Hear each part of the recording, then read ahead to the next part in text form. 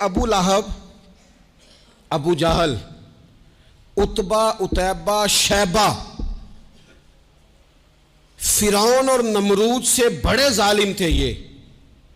ان کے ہوتے ہوئے بھی نظام بدلا جا سکتا ہے، لیکن شرط یہ ہے کہ پہلے ابو بکر اور عمر جیسے لوگ پیدا کر لیے جائیں، پہلے عثمان غنی اور مولا علی جیسے لوگ پیدا کر لیے جائیں، حضرت زبیر بن عوام اور حضرت طلحہ بن عبید اللہ جیسے لوگ آ جائیں سامنے.